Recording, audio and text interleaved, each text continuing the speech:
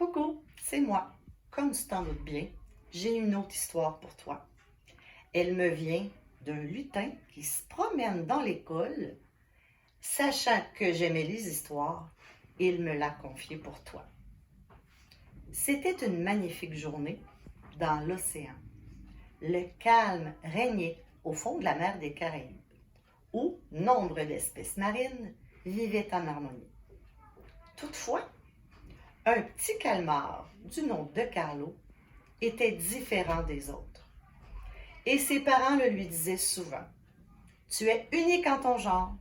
Tu possèdes 12 tentacules quand les autres n'en possèdent que 10. Et tu n'as jamais les mêmes idées que les autres. Tes valeurs, toi, c'est important pour toi. La responsabilité, l'engagement, la persévérance. C'est oui, c'est important pour toi. Alors, un beau matin, notre petit calmar se réveilla en se disant « Oh, une belle journée d'aventure m'attend aujourd'hui. Je ne dois perdre aucune minute. Ainsi, je me prépare à partir vers le nord. M'a-t-on dit, une grenouille y habite avec le Père Noël. » Il se prépara un petit bagage, sans oublier son fameux nœud papillon rouge porte-bonheur. Puis, il dit au revoir à ses parents, car il ne savait quand il reviendrait. Nous étions déjà à quelques jours de Noël, et Carlo, maintenant prêt, entama quelques brasses pour ce voyage inoubliable. « Saperlipopette, se dit Carlo. Comment faire pour m'orienter? C'est connu. Les calmars sont des petits animaux marins faciles à désorienter. Toutefois, notre calmar était très motivé et surtout très bien organisé. Il se fraya un chemin au travers des anémones, puis vogua quelques heures avant le coucher du soleil, pour finalement aller s'étendre tout près d'un rocher pour se reposer. Tôt le lendemain, il poursuivit son périple en croisant plusieurs poissons et autres espèces. Plus tard, il fut secoué par un banc de krill qui lui fait perdre un temps très précieux. Carlo s'arrêta un instant, regarda sa carte de plus près. Il n'était vraiment pas dans la bonne direction. C'est alors qu'il arrêta au passage une étoile de mer pour lui demander de l'aide. Ophélia, qui était de bons conseils, lui indiqua la route à suivre. Et grâce à son encre mauve, il nota les bonnes indications sur sa petite map, ce qui lui permit de se placer dans un courant marin transatlantique. Il dépassait maintenant les récifs de corail et il croisa, par hasard sur son trajet, Doris, un poisson qui perdait constamment la mémoire. Il se déplaçait depuis plusieurs heures quand il sentit la température de l'eau commencer à chuter. Oh là là! Il commença aussi à grelotter. Sa bouche se figea d'une drôle de façon. La nourriture se faisait de plus en plus rare. Il eut faim, il eut froid. Alors, il sortit de son petit baluchon un vieux chandail pour se protéger. Il frotta son nœud papillon porte-bonheur quand il aperçut tout autour de lui des matières plastiques qui flottaient.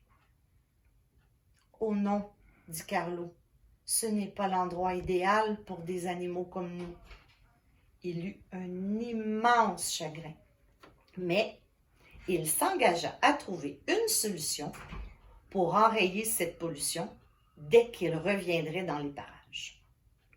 Sous cette vision désolante, il fila à toute vitesse pour trouver un endroit beaucoup plus agréable pour dormir. Puis, une petite voix dans sa tête lui dit de pousser plus loin sa route afin de s'orienter vers la grande falaise. Il prit son courage et persévéra.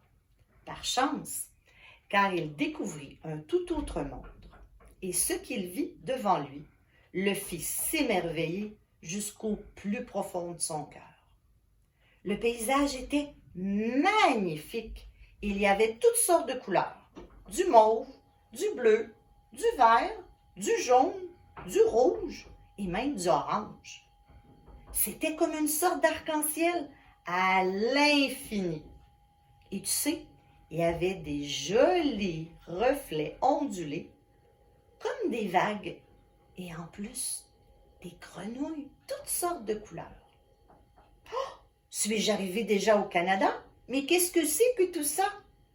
Devant lui se dressa un monde complètement différent du sien. Une petite grenouille arriva. Elle avait de beaux grands yeux. Elle l'accueillit en lui disant « Bonjour, Carlo. Je t'attendais avec beaucoup d'impatience. » Il répondit « Comment sais-tu mon nom? » La grenouille, elle, lui dit « Nous savons tout de toi, Carlo. Je te surveillais depuis un bon moment déjà, avec la boule magique du Père Noël. Mais n'aie pas peur, n'aie aucune crainte. Tu es ici le bienvenu. » Ensuite, ils traversèrent des canaux translucides qui permettaient de voir des belugas, des phoques et quelques pingouins qui nageaient dans les eaux glaciales du nord du Canada, dans cette région où vit le Père Noël et ses lutins. L'accueil du Père Noël fut très chaleureuse, comme on s'en doute. Et sur l'eau, un petit lutin arriva avec un petit cadeau pour l'invité. Il fut très surpris, mais le déballa avec joie. Dans cette boîte, il en sortit un magnifique chandail de Noël qui s'illuminait. Ah, c'est ça la magie de Noël, n'en doute jamais. Et tu sais, le Père Noël n'oublie jamais personne. Sur ce, Carlo se réveilla chez lui. Il venait de faire un drôle de rêve. Mais cela lui semblait si réel. Il alla fouiller dans son sac et trouva son nœud papillon rouge porte-bonheur et dans le fond du sac, le chandail de Noël. Oh! Il y avait même un petit mot du Père Noël qui lui disait « Mon enfant, sois fier de chacune de tes réussites. Tu es merveilleux. Tu pourrais même avoir ta place avec les élèves de l'école Notre-Dame. Peut-être pour une autre aventure à planifier. » Alors Carlo eut un tout petit sourire et un grondement dans le ventre. Il était grand temps d'aller manger. Les odeurs d'un bon repas en bonne compagnie se faisaient sentir. Alors, imitons notre ami Carlo et rendons-nous à la cafétéria pour notre dîner de Noël. Joyeux Noël, les amis!